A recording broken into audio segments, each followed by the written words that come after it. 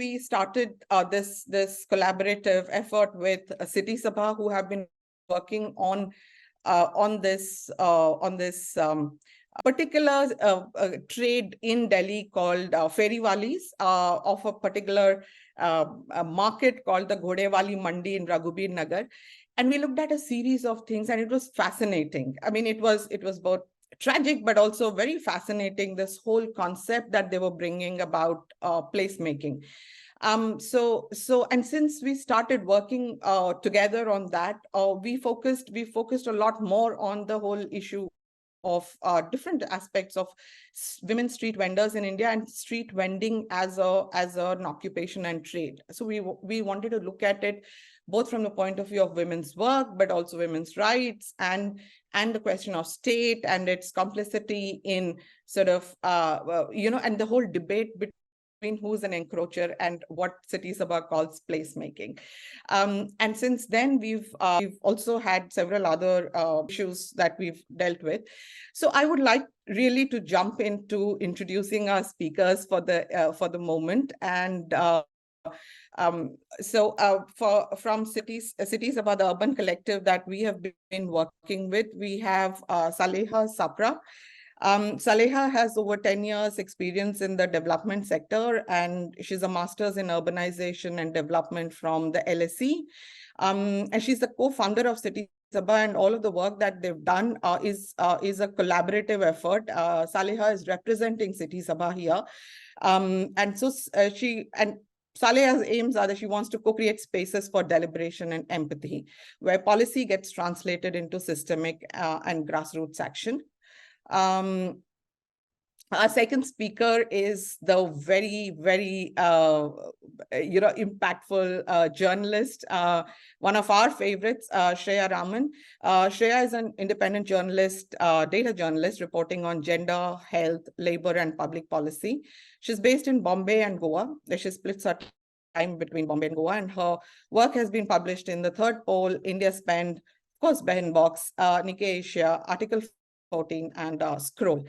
And taking us through our editing process and the whole shaping of the stories is Malini Nair, who I've just introduced you to earlier. So without further delay, let's jump into the question session. I'm just going to lay out how this session is going to go. So for the first 20-25 minutes or so, I would be moderating the session where we'll be asking questions which focus more around how we went into reporting these stories on women street vendors. And the next 20 to 25 minutes is for the audience. Please feel free. This is your event. This is where you come in and you ask questions, and please ask anything respectfully, as respectfully as possible, to our panel and to all of us, actually, if you wanted to know more about BehanBox. But yeah, really, so just to jump into the session, I wanted to ask, the first segment we wanted to talk about was really how do we come to thinking what stories we want to report on? So how do we really understand what issue is that we want to report on? So Saleha, I want to ask you, my first question is, like, how did you decide to get into working with the women street vendors of Raghubir Nagar? Why particularly them? Lovely introduction. It's a first for me to see an all women's panel. So really, really grateful to have this opportunity to talk about our work. Just to answer your question, so we got the chance to engage with street vendor groups post the first lockdown, when it was eased back in 2020. And this was a time when malls and formal shops were allowed to open and run as per usual, but and the aim was to revitalize the loss of businesses. However, weekly and daily markets were still closed at the time due to this fear of another wave, or that there would be crowding in the streets and public spaces, and to avoid that, they kept the markets closed. At the time, we were serving weekly markets in central Delhi and East Delhi, and just to understand the plight of informal workers and to demonstrate how COVID-safe marketplaces can be created through various measures. We worked on awareness building, we worked on reimagination and design inputs. This was done through a Mehdi Delhi campaign, which basically works to make Delhi's master plan more participatory, more sociable, and more inclusive. And because they were so proactive at the time to showcase this participatory style of planning, this was one of their key issues to resolve, how vendors can get back to work. So this was like our initial, start working with women vendors. And after working for months on Minto Road, especially Minto Road, the female vendors that usually put up their wares, on a weekly basis, asked us to visit their community in Ragbi Nagar. And they said, I quote, if you really want us to reform our workplaces, come to our daily workspace, because right now what the impact that you're trying to make is we only use the space, once a week. So if you really want change and you want to do this with us, then come to our homes, come to our daily vending space. Through this engagement, we also realized that female vendor groups dispute all odds in a day in public spaces. And it was via Forge's funding that we kind of were able to sustain our efforts in Raghubi Nagar, and we spent about 15 odd months working with female informal workers thereon. Over to you, Bhanupriya.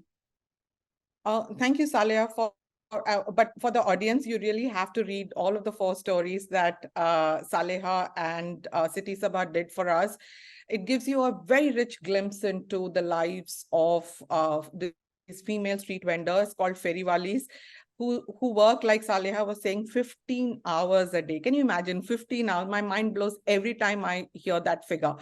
And their day starts really at 4 a.m. and their market ends at 11 a.m. So just imagine all of the things that go on in the process of it. I'll just come to you, Shreya. You looked at specifically the issue of gender-based violence in as far as street vendors were concerned. You wanted to see what the gendered aspect of street vending is. Why did you think you wanted to focus on that aspect? What prompted you? So I think the story's genesis of sorts would be another BehanBox story, which was talking about Vishakha guidelines and how, when it comes to gender-based violence at workplace or workplace harassment, there is virtually no support for informal workers. So we were thinking of specifically doing a series of stories looking at structured nature of gender-based violence, where it goes beyond the usual we know of sexual harassment or physical violence. And I think we decided to do a story on informal workers, and then we were like, it's an umbrella term and it includes everything under the sky. And so we decided to focus on specific occupations or specific, specific ways in which violence exists around women. And so my story, so what we had decided doing was Sanskrita, who's my colleague who worked on the story together. She had done a story on street vendors before for another publication. So she and we were supposed to do a story together, and I was specifically supposed to look at street vending in Mumbai local trains. And I did that. I did the reporting for that for a few days. And then I realized the kind of structure in Mumbai locals is very different from what street vending outside on the streets looks like. So we decided to just focus on the specific occupation of vending on the streets, on the roadsides, and that's how the story came into being. And yeah, that's how the trajectory of deciding what the focus of the story should be. Right. At this point, I'd like the audience to, if you have any questions as they emerge, please drop them in the chat, and we'll ask you if you're comfortable to ask them yourselves, or we can ask them for you, whichever way you'd like. Thank you, Shreya, for that. When it comes to for those who are non-journalists or or very interested in how what is the process really. So once you've decided, okay, let me focus on so I'm leaving the Mumbai local train story out because there's not much there. It isn't going to tell us much more than what we already know, or the fact that there might not be a gendered aspect of particularly. How do you then go about reporting? Because in your case, in your case and in Saleha's case, the approaches were completely different, right? And I will not go into it. I think it's better that you guys tell us what your approaches were. Specifically, how did you take us through the whole process of reporting that story? This is for you, Shreya. Oh, okay. Yeah. So I think each story has its own journey, and like how the story flows also, but also how you end up speaking to the people you finally end up speaking. For this story, I started reporting in February, and I think what sparked my interest was this very specific story, which is a normal, hard news story, which is about how women in a specific area of Mumbai went to the police station to complain against harassment of a BMC by a municipal corporation official. And so basically the accusations were quite strong. It was about how there was accusation of sexual harassment, physical violence, and so all these women collectively went and complained. And I was trying to see what the story is about, and that's how it started. But ended up it being a story about that guy was a con man who was pretending to be a municipal corporation official. And of course, I was like, okay, that's the end of the story. But I think that's where the story started. And then I started looking at, because it's not this kind of a story, especially when it comes to gender-based violence. I can't just go up to a random street vendor on the street and ask questions. So it has to have a specific process. It has to have a specific flow, because it's a sensitive topic and not everyone wants to talk about it. And also there is this you have to keep in mind that if you are going and speaking to them, you are disturbing their work day, right? You are asking them to take time for you. And also we wanted the story to be quite in depth, so I needed a good amount of time from whoever I'm speaking to. So it started with reading these stories and trying to find out whom can I go through. So I would like to point out that at this stage, I think every story of mine would not have happened if it were not for civil society organizations or unions or union leaders for that matter, because there is no other way to of course there is slow reporting in the sense of you meet people and you gain trust over a period of time, but stories like this, you need an and you need that someone to recommend you whom they trust, and that trust is all that there is. Hmm. Hmm. There's a question I know I posted this event, and Rochna from Rochna, one of our readers, I don't know if she's here. She had asked, why would would these informants, why would these, say, women street vendors want to talk to you? What's in it for them? Right? How do you convince that us going, interrupting their workday and telling their story is worth it? As a reporter, how do you do that? Is this for me? This is for you. This is for you. I'll go to Saleha after. Yeah, so I think convincing is a wrong word. It implies that they don't want to talk to you, and like you want to make them. It seems a bit manipulative, and so I don't do that. So, and also it happens a lot because especially you're a freelance journalist and you're working on something for so long, you have the temptation, and it's always in the back of your mind that, oh, if this person just speaks to me, like my life is easier, like the task that I have to do is over.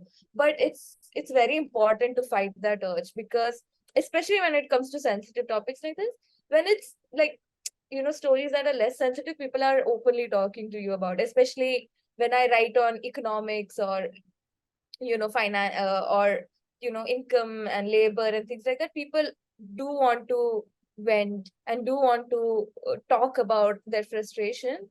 But when it comes to gender-based violence, and it's very difficult, and it's just, you just have to accept what's the worst that could happen. You won't have a story, and you just have to accept that.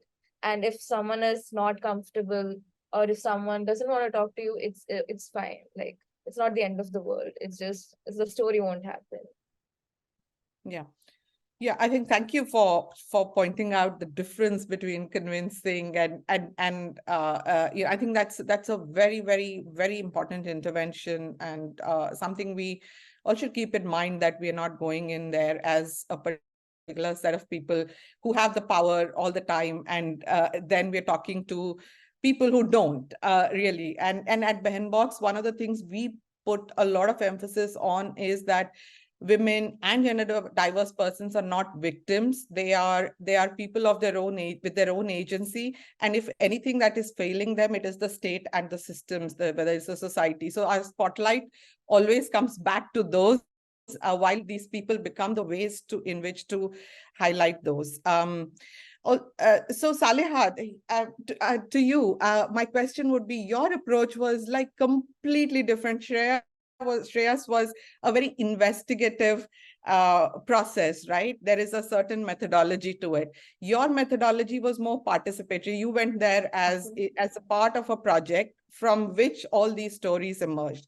Can you talk a little bit about that, your process of reporting? Sure, Bhanu. Yeah, so like you just said, that our output was never that we are going to be writing stories for the BehanBox. It's a byproduct of our engagement, which lasted several months. And because we had the repository to write about different correlations and different thematics, is when we decided, okay, there is a body of work that can originate based on the interactions and the facilitations we've done in the past few months. So just broad stroke, what we did go in with was a research question, which was, how does urbanization impact gender-based violence? Now, I also want to familiarize you on the context, because that is key. We went into the community right after the second wave of COVID. And it was a extremely, extremely vulnerable time. So talking about something super technical was just not on the table, right? It was more about getting to know about their lives, the atrocities they faced. Everyone faced some form of devastation, whether that be them getting evicted, their businesses, facing tremendous loss, then losing family members. So on and so forth. So I think initially the idea was to kind of scrap the investigative, bent of thought process, and really go in with, okay, we're curious to know, what are you dealing with at the moment, right? Specifically to do with their lives and livelihoods. I think once initially when we were able to break that ice, and I think again, just seconding what Shreya is saying, there's no convincing involved. It's just about building a rapport or like developing that trust, right? And once you have those core people who you're meeting on an everyday basis, they do tend to open up. So the idea is to co-create that safe space for them to open up. And just following this, I'll talk about some of the roadblocks we faced and a little bit on our ethical considerations, just because ours was more of a project format. So when we kind of think about our ethical considerations in a community setting, we kind of heavily relied upon the principles of participatory practice and the choices we made to take a decision. So for example, when it came to consent, our goal was to create that safe space, which was, rooted in Seva's community office. We used their balcony space so that there was no hindrance there. And, it was a common meeting point for everybody. Everybody knew about that space. And from there, like our endeavor was that, women share their personal narratives, and we kind of stayed clear from documenting people and their faces, their stories being the focus and their armor. And this was a decision we took very, very early on. We're like, they're talking about sensitive issues. We will not put their faces wherever we, publish and disseminate. So during this dissemination, we use their voice narrations via audio recordings and sound recordings to share their encounters of everyday violence and the systemic indifferences that they face. We even use simple line drawings to highlight their unique stories. And that was all collated in a khata, which is, I don't know, it's available online, but you can reach out to us and we can share that with you. And when we talk about the process, because it was a generative practice over a couple of months, we used a mixed media tool to dig deeper into their lives, such as reel making. We used photo voice, we adapted participatory mapping. We also kind of used sound mapping. Sorry, did I get stuck in the middle? Should I be repeating? We good? Okay, cool. And so one of our first hurdles was to break the we into an I. By that I mean, due to Seva's presence over there, they have a huge grassroots presence over there. Due to their advocacy efforts, a lot of their struggles have been collectivized. Everyone talks in, unison. That हमारा ये खराब है मेरी जिंदगी में, हमारी जिंदगी में ये हुआ वो हुआ. So to bring out those nuances and those, distinct patterns in each of their individual lives, we asked each moment to write or draw in their own personal zine that they were curating. This was also an effort to reclaim those narratives that are different, but they've never spoken about it individually. And this included their migration stories, where they come from, their current circumstances, COVID impact, and their future imagination of the space they live and work in. So the challenge wasn't to make them understand why this matters to them. Just reiterating on what Shreya said, the challenge was to negotiate time. We also faced that dilemma. How do we capture their focus or have them come on an everyday basis, which we managed in a way where we showed up. We were very prompt and punctual. And then they showed us that reciprocity. And because they already live very burdened lives. So to negotiate time was one of our first few hurdles. And then the other challenge was to reinvent newer, more inclusive forms of work patterns and workspaces. So they were very curious to know, how can we do that? Because we're already struggling with it. And we don't have the answers yet, but who writes their stories, who listens to their stories, and who tells their stories was and still is the premise that we are trying to build upon. And the effort was to share a collective sense of realization that their stories matter, and for many reasons, primarily to kind of break away from the normalization of everyday violence and the state perpetration of systemic inequities, right? And for the readers of BehanBox, and just to resonate with a larger audience, it was the indifferences and the invisibilization of such atrocities that we were trying to shed light upon. And we wanted to do it in a very simple, readable manner. Not get into jargony stuff. The challenges, language and literacy was one of the barriers we faced. And because it was a major barrier, the way we kind of adapted to it is by adopting various combinations of these tools. And that really helped us form that flow and be iterative.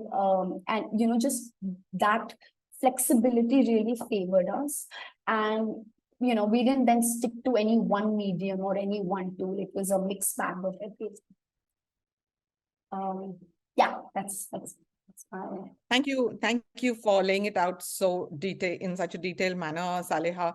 I will now shift the focus to the enormous, gigantic, scary process of writing.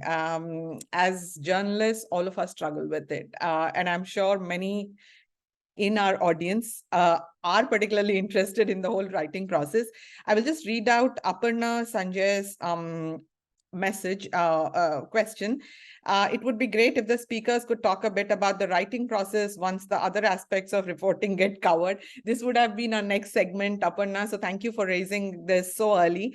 Again, I'll just go back to Shreya actually. Shreya, what you're a seasoned reporter now, and not just this story, but any story. Okay, you go report there for months. I think this story took you like 3 to 4 months to report, and in the process you would have collected enormous amount of voices and data and all of that, right? How do you make sense of it? Tell us if you're as daunted by everything that's in front of you as I used to be when I used to write. So I think it depends on, like, each reporter you ask this question, you'll get a different answer. I think for me, after I finish my reporting trip, and I know, like, these are the people and these are the stories and this is specific quotes that made an impact in my mind. So that is always there in my mind. So I know to some extent that, oh, I want to start the story like this, or this is the most important thing that I've found in these 4-5 days or months if it's a long-term reporting process. And that always is there. But what I generally do once I am about to start writing, I think for a lot of people, creating an outline works. For me, what I do is I create a flowchart. I think like a big circle in the center, focusing on what is the most important thing that I want to communicate through the story. And then, of course, like branches of, okay, so this is like one specific part of it, this is another specific part of it. So I have like a flowchart process that just, creates like all the thoughts in my brain. It creates it, like I can create a structure out of it. And then after that, when I start writing, I cannot do the outline process, which many people do, where they create subheads or the themes or the angles, and then they start filling in. I think for me, the process that works for me is I just start with the lead, and I think for me each sentence has to flow into the next. So there's a lot of writing, rewriting, writing, rewriting. So for me, the process is, I think many people do a vomit draft where they just write it, but that just doesn't work for me until and unless the first sentence is perfect, then only I can move to the next. So my process is a very long process, but it, like, the writing, editing, all of it just gets done. So I love the word vomit draft. As when I used to write it, it used to be like draft 1. Then again, draft 2 was an entirely new page altogether. I know some people will continue with the draft. Draft 3 would be our next and completely different page where I'm starting from the start. So, it used to be a very jumbled sort of process. But I have to tell the audience that, whenever Shreya sends us her drafts, we think, what do we do with this now? Like, the work is done. It's such and now we know why, because you're thinking through every sentence. Is this making sense or not? Including the hyperlinks, everything's in place. Malini will tell you more about that. But yeah, we just love Shreya's drafts. Saleha, coming to you, right? You were in a completely different territory here to Shreya. Shreya's been there, has been doing this, and here we were asking you, hey, out of this 15-month project, which was a mixed media project, create written stories for BehanBox. How did that come about? And how did you make sense of all of that into putting it into word format? Yeah, Bhanu. We met Malini when we were concluding the project, and there was a showcase happening at Coach. And I feel like one of the perks of not being a reporter is that we didn't find it scary. We didn't know what we were getting ourselves into, honestly. So we were just excited that, oh my God, somebody's here to expand our horizons. We'll just go in with it. And the fact that you guys offered us the liberty to put in anything and everything. It wasn't just the writing. It was a comprehensive reportage of whatever tools we've used and whatever documentation we have. We should be including that in our writing. That really gave us this assurity that it's not going to be super far away from what we've gathered so far on the field. So just to give you some context about City Sabha, because we're primarily an implementation focused organization, a lot of our stories are written and disseminated post our work on ground, which is exactly what happened in this case. And our action-based work flows into research and vice versa. But stories based on the lives of street vendors specifically is something we're following up and closely watching, whether that may be being part of a movement, being part of an advocacy group. We're assessing the implementation of the law. We're gathering everyday realities of their work and workspaces. And the aim is to keep producing and co-producing through writing when we have enough evidence, right? And just to break down our writing process, Malini was a huge lead, but we filtered it down based on thematics and possible correlations. Just to reiterate, the series was divided into 4 parts. The first part was laying out the context and the issues, specifically originating from the Nagar. The second talked really about the lack of implementation of the Street Vendor Act 2014. The third delved deeper into the correlations between women and their places of worship and this accrued lack of leisure. And the last story delved deeper into the efficacies of the nighttime economy and how that can be made favorable. So the exhibition at Coach, which Malini's and Bhanu, you both have mentioned, was just a glimpse and very like a superficial layer into the lives and livelihoods of female street vendors. And the effort through our writing process was to show this in-depth understanding through a more nuanced reportage. And I think the first few drafts were again a vomit, and we didn't even know like the basics of hyperlinking, this, that. We were more getting into like the research way of writing things. It was very like, this is our report and please now circulate it in the public domain. But really, like Malini, held our process, and I think we got better by the 3rd and the 4th articles. It was less of a back and forth. Yeah, I think this is just the right moment to bring Malini in and shine a spotlight on Malini, because like I said, she is really the person who shapes all our stories, right? So Malini, take us through the process. Like, say City Sabha's draft comes in where they're struggling between communicating all of these ideas that they've seen, and they want to put it in the public domain, and you saying, hey, we need to structure this, you need to hold back on this, you need to put forth this. How do you work with reporters on shaping their stories? Yeah, as Saleha just pointed out, in the case of the City Sabha series, the challenges were many more than how we edit normal journalistic pieces. Because not only was their approach to reporting different, their approach to representing that work they had done was very different. Like she mentioned, I actually stumbled on their work at an arts initiative. Khoj is a Delhi-based alternate arts initiative where their work was being represented as a kind of a arts installation. There was audio and there was video, and it was nothing like the journalistic material we normally deal with. But when I heard the voices of the women that they had recorded and the work they had done, I felt that it held immense potential for a journalistic series. And we started working on that.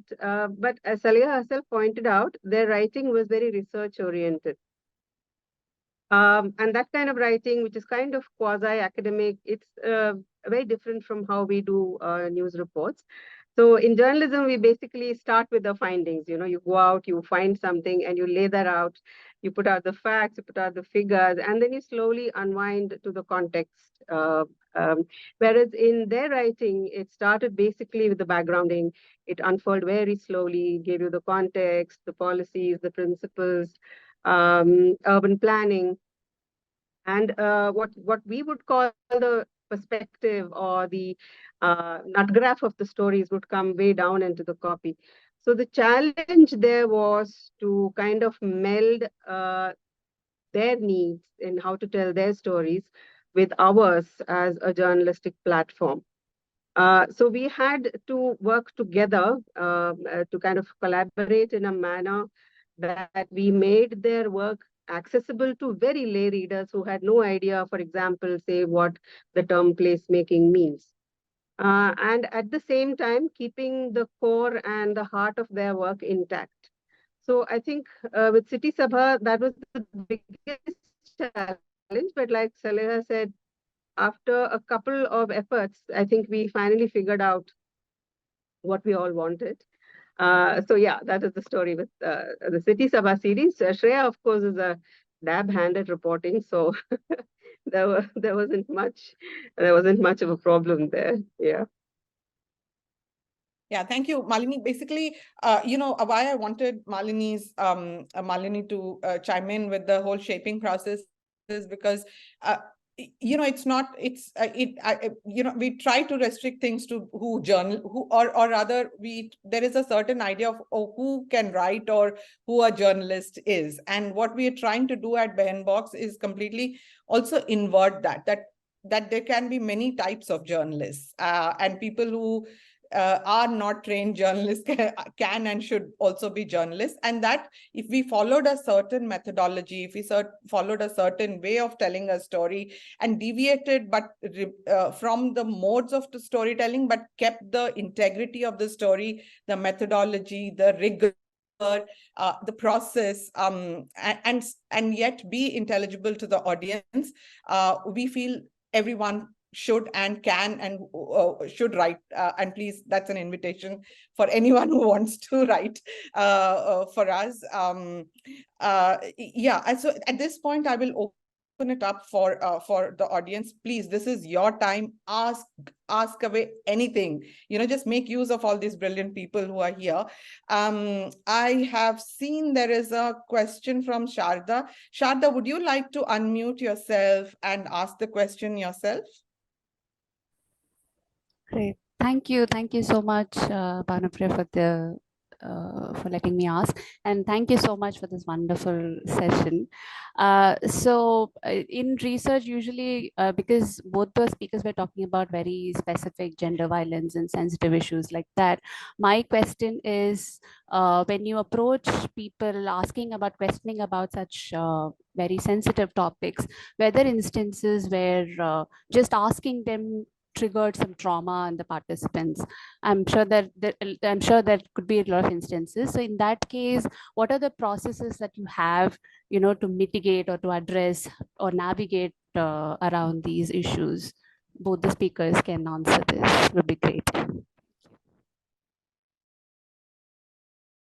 Thank Thanks you, for your Shraddha. question, Yeah. Sadha. I Yes, have Sabha. briefly mentioned in the chat, but just to give you a little bit more detail. See, because we have the flexibility of time and resources, we actually went into the community and engaged the group through these, already well thought out session plans. And because we had already formed community guidelines and created that safe space of a meeting point and anchorage point. I think it was easier for them to open up.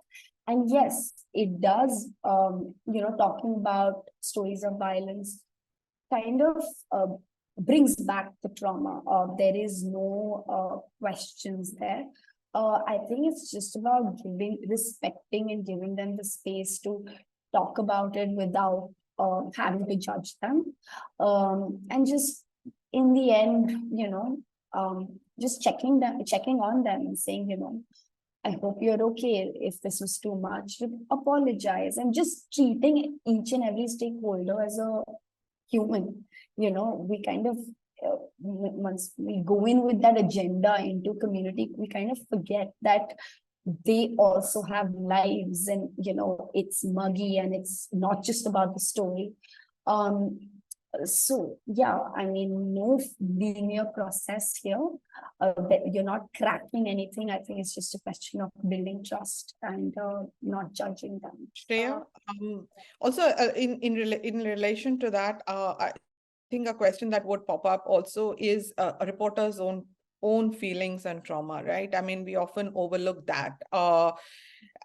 We've always been trained to be like objective and us not becoming the story, right? Tell us how you you navigate this, both your own feelings. When I read your story, whether it's the brick kiln workers, everyone should read that. She's written for Scroll, or the one on on the street vendors, where you're writing about Shehnaz Khan going forever and like visiting courthouses all the time. And what do you feel about how do you keep your feelings aside, or how do you deal with your feelings? I think I'll start with the first question, Sharda's question. So I think the first thing, especially when it comes to a sensitive issue, there are few things that I do that I think helps. First is I tell whoever I'm interviewing that I will ask questions that might be sensitive, and if you don't want to answer, it's okay, just tell me that. And I think telling that gives them, or at least in my mind, it provides them that they have the control over, or they have the agency in this situation. And it's not that just because and many times, like if I'm doing rural reporting, there is a power imbalance, right? If I've come from, this girl has come from Bombay, they shouldn't feel obliged that they should answer each and every question. So I say that upfront. And the second thing I do, or I try to do as much as possible, is to record the conversation and not take any notes. And because I think, like, if I am talking about something that's so significant to my life, it's weird. Like, if someone is just sitting and just taking notes, it seems very impersonal to me. So I try to do that, where I just switch on the recording and keep my phone there, and I just try to have a conversation and listen, and not just just ask the list of questions that I want to ask. Of course, there are few things that I want to get out of them, and I try to ask them as follow-up questions to the story that they're telling us. And there have been cases, I think Sati, who I interviewed for this story, and the way I could interview her also was, I think she was one of the first people I could interview for this story. And what had happened was there was a, a what do you say, some kind of an event or some kind of a training or something that was happening at some place near Mumbai, and it was an industrial complex. And the only way I could interview was like take them out of the room and like in some alleyway in within the industrial complex. We were standing, we didn't even have space to sit, and she was talking about something and she started crying, and there was nothing that I could really do other than just tell her that I understand, because it is difficult, and I think what you can do most is just make that person feel that they don't you care at least a bit. And I think these small things where you're just talking to them and not just interrogating them or telling them that you can say what you want to say or not want to say, those things I think help. As for the second story, it is quite difficult. I think what happens to me a lot is when people are talking about this, and this is another problem if you're recording it, I tend to zone out. And I feel like that's a defense mechanism also, where you can't always, because you are also trying to listen and understand. So that is something that happens. And other thing that happens to me is, so I recently interviewed survivors of trafficking at a shelter home near Mumbai, and it was because they're 14-year-old young girl, and I think it's been like 2 months since then, and for weeks after that, I didn't do anything, or I was just like in a mood where I don't want to listen to these interviews or I don't want to do anything. But yeah, those things happen, and you just have to not ignore it, understand it, and recognize it. It's like, the step to deal with it.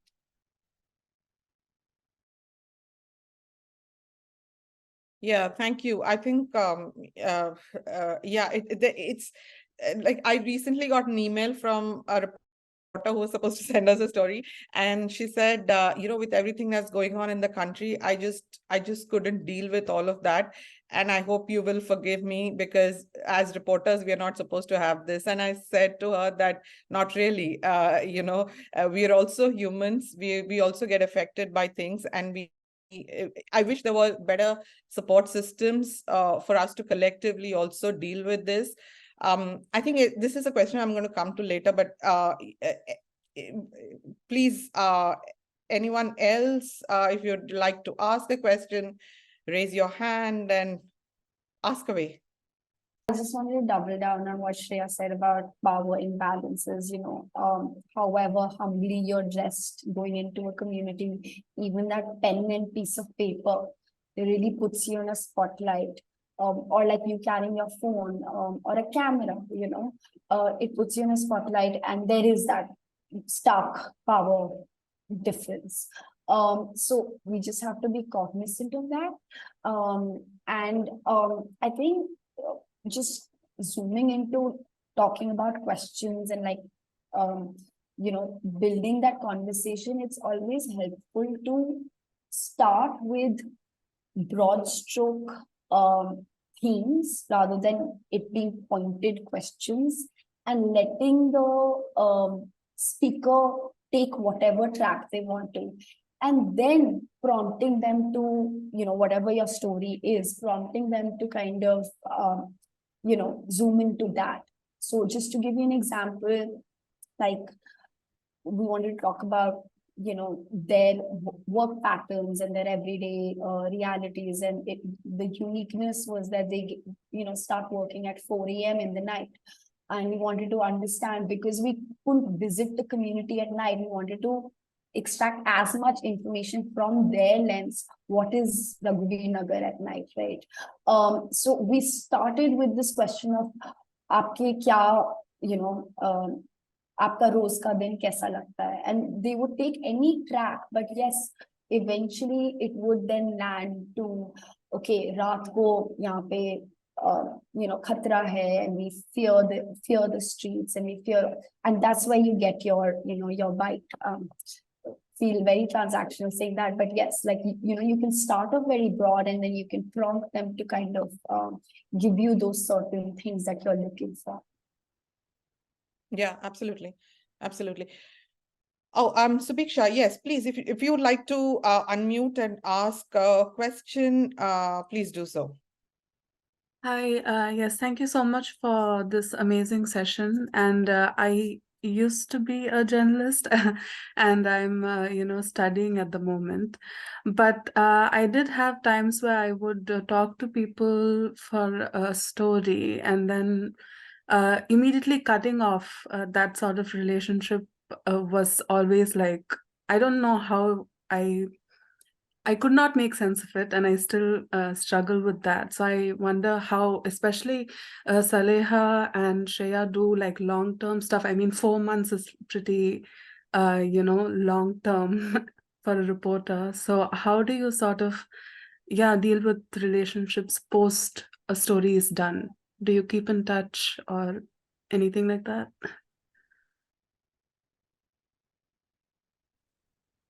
I That's think such we'll an have excellent question, yeah, actually. we'll have different answers, but because ours was more aligned towards a program, I think the success for us was the continuity. Can we go back to the community anytime? Can we maintain those communication threads?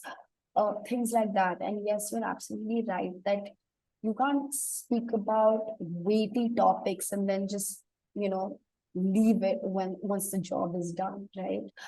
So we do keep in touch. I mean, for us, it was like our funds were over, so we couldn't really sustain our efforts over there. But if it was on us, we would have continued the work there. So I mean, there are limitations like that. However, because we've built those personal relationships, we do wish them once in a while. And just general things. And I feel like if we were to ever encounter and meet in person, we would just pick up where we left off. So that way, I don't think there's any sort of a barrier. It's just that we're not able to continue the work there. I think for me, it depends on a lot of things. So when I said, so the 4 months, it's not that I have spoken to the same person for 4 months.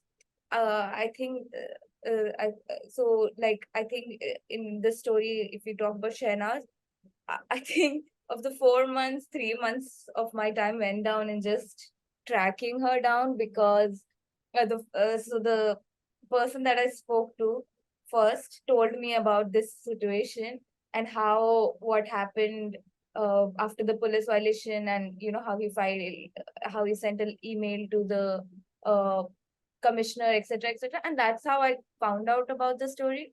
And then I was just trying, finding a way to just even meet her.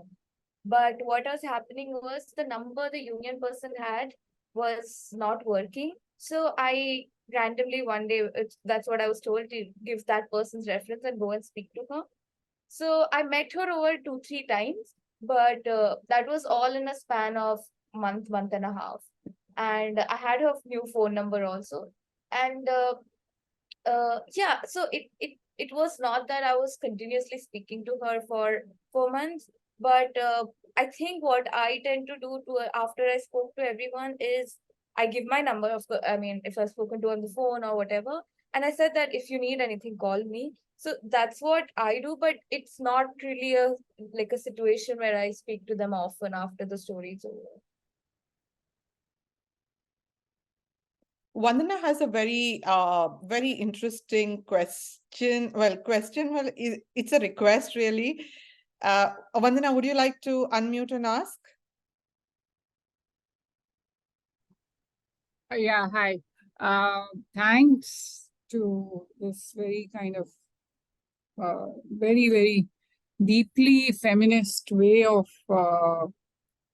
making stories. So that's where I was coming from when if you could, if Malini or Saleha or Shreya, you could read out, how, so then one could connect some of these dots, which we have now, heard from you, in terms of the process as a product, just to, hear that, how that story finally got kind of, polished into a product is something I was hoping if we could get glimpses of some readings from these stories.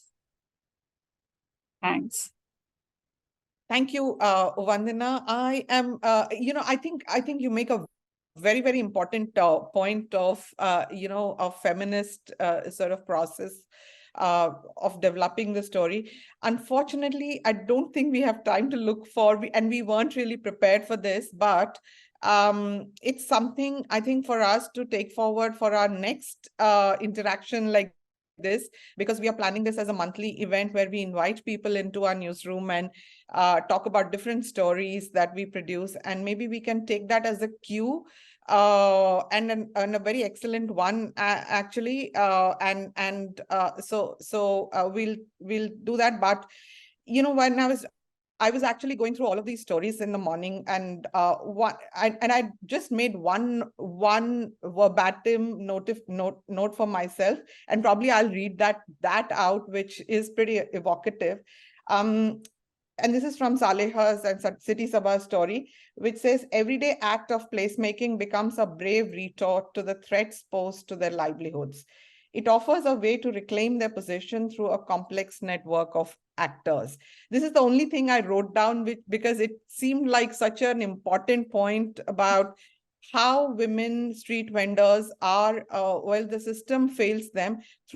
Through little acts of resistance, they are sort of, they are making that place, as opposed to how the state and everyone else views them as encroachers into, and the society as well, the middle class, the elite, and so on. But thank you so much, Vandana, for this, for giving us a cue for doing this, for incorporating this in our next event, where we will actually read from it and ask reporters to sort of take us through that reading process. Is that okay? Yeah, sure. No, thank you very much. Yeah. Yeah. And since I have, the space to now unmute myself, I also want to bring in here that, since Saleha comes from the understanding of the urban planning also, and Shreya is more from the journalistic background, and you have had interactions with vis-a-vis unionizing or organizing of the women vendors. So, in to kind of, construct these stories in the larger context of the labor, labor context of the unorganized sector, working women, in especially women on the streets. There are very, very interesting examples where these organized collectives of the working women, whether it is the domestic workers or the street vendors, they themselves have been part of these processes, not only for advocacy of their issues, but also of, in a very feminist participatory research processes. There are, and in India, in Delhi, in Jaipur, in Northeast, we have examples where there has been a combination of research being done with the women being at the center stage. They have held this space of how this story is to be told, written, and presented.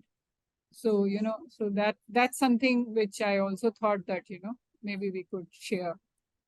Yeah, absolutely. Thank you so much, Vandana, for this. Actually, if you look, read both Shreya's story and Saleha's City Sabha series. I keep saying Saleha, but because she's here, but it's actually City Sabha, of which Saleha is a part. They've actually talked about this thing about how the Street Vendors Act was a collective process coming from women street vendors along with other civil society actors. Also at this point, I did want to say we would have unveiled it later, but we are actually doing a series on women union leaders and unions leaders who are of smaller unions, like the ones that Shreya talked about in her story, or these are not political affiliated unions, but the more issue related unions that are and where the hallowed slogan "women's place is in the trade union." We're going to have an entire series on that, so please keep an eye out. I would want to at this point plug in our excellent newsletter, because that's where you'll find our newsletters written by Malini and Ankita, who you just met. These two people write our weekly newsletter, which is an amalgamation of a very interesting way of telling what our stories have been and recapping them. But also, if you have ever missed out a story because daily lives take over, that's the place where you can catch up on all our stories, and also all the roundup of important gender related events and goings on in the world, across the world. And also please follow us on all of our social channels. Everywhere we are at BehanBox, and we'd be happy to hear from all of you. And this is going to be a monthly event, so please stay tuned for our next monthly event, where we'll unveil what our next story is going to be. And believe me, it is going to be something as fantastic as the one we talked about today. So if no one else has any intervention or would like to say anything, all that's left for me to do really is to thank you all for taking out that 1 hour 15 minutes of your time. I know how important that is in all our lives, and for attending our event. And sort of it's been really lovely. But I also wanted to thank Shreya, who's taken out the time and does all this excellent work. And when I suggested to her that we're going to do this session, she was like, yes, please, and I'd like to do it. So thank you for your ever enthusiastic responses and always being part of us, really. I also want to thank Saleha. Saleha has had a major life event, and yet she's taken the time out to come and talk to us and take us through the whole process. Saleha, really, those 4 stories that you and City Sabha did are just so wonderful. I was reading through them all over again this morning, and I realized how evocative they've been. So thank you so much for to your entire team for working with us, and I hope you'll continue to work with us in the future as well, with other stories. Malini, oh my God, I can go on and on to keep thanking you forever, but really, what would we do without you? Thank you so much, Malini, for being just the person you are, just doing everything here, and especially for joining this session and taking us through the process. I cannot log out before thanking the entire BehanBox team. You know how hard these guys have worked, each one of them. So Anjali, Divya, Shelly, and Ankita, thank you so much for being the great people that you are. We would not be who we are without all of you. So let's just change things together. And if you just wanted to just drop in a line and say hello, contact@behanbox.com is the place where you can say hello to us.